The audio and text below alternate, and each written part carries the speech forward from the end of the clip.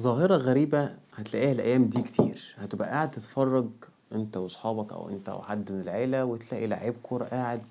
كنت عملت دي كذا، كنت شُطت، كنت عملت. فييجي له واحد تاني يقول له إيه، يا عم يعني هو أنت تعرف أكتر من ده، ده بيلعب في الدوري الممتاز، ده بيلعب في الأهلي، ده بيلعب في الزمالك، هو أنت تعرف أكتر منه؟ آه يعرف أكتر منه، مستواه ممكن يكون أعلى منه، ما هو مش عشان وصل للدوري الممتاز هيكون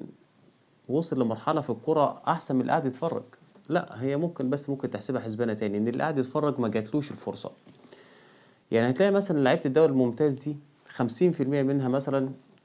جات لها الفرصة إن هي تكون في ناشئين أهلي، زمالك، مقاولين، إنبي، أي حاجة من أندية الدوري المصري. 40% منهم تاني بقوا من هم ناشئين طلعوا استثمار، اللي هو بالمعنى الأصح معاه يدفع عشان يوصل. في حين إن كشافين الأندية كل نادي ليه مجموعة كشافين، يعني المفروض تنزل بقى الدوري مثلًا في بلدك، الدرجة التانية، الدرجة التالتة، تنزل الصعيد اللي الناس مهملة فيه جدًا ككشافين لعيبة كورة، مع إن الصعيد فيه لعيبة كورة أقوى من اللي في الدوري الممتاز بمراحل، بس طبعًا ما فيش عين، بحكم إن برضه أندية الصعيد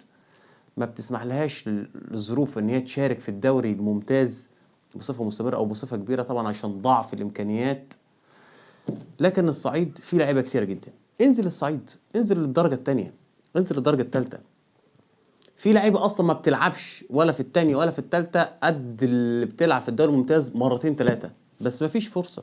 لأن أنت ككشافين النادي بطّلت بقى، المفروض أنت بتنزل بقى درجة تانية، تنزل تشوف لعيبة عينك هنا، عينك هنا، لأ. طبعًا الفئة الكبيرة المحترفين خلاص، وكلاء اللاعبين بقى بيريّحوا الأمور بالتليفون، وأنا عندي لاعب كذا وابعت لك CD بقى للعيب، والّا إن كنت هتشوف له حاجة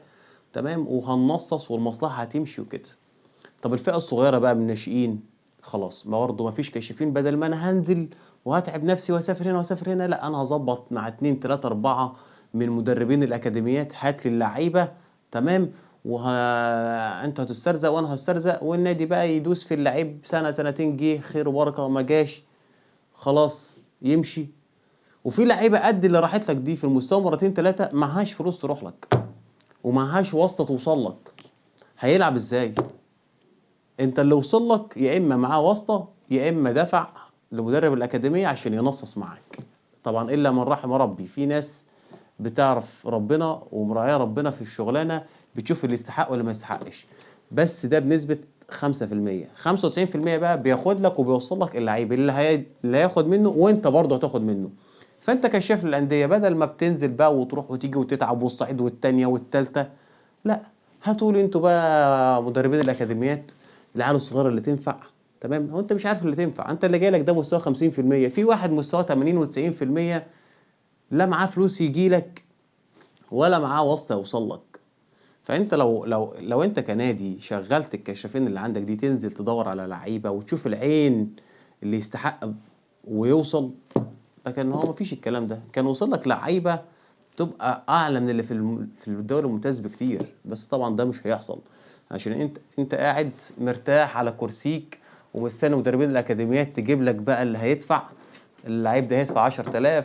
أنت 5 وأنا 3 والإداري 2 ويالّا هتسترزق الحكاية بيننا وبين بعض، ولي الأمر يدفع،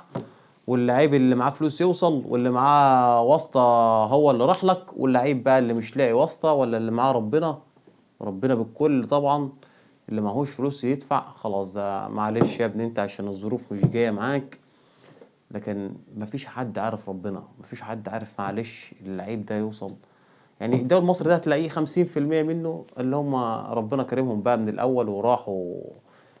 برضه الأماكن بتفرق، يعني واحد من القاهرة وواحد من الصعيد، مين اللي أقرب إن هو يوصل؟ لأهلي، زمالك، لإنبي؟ أكيد بتاع القاهرة.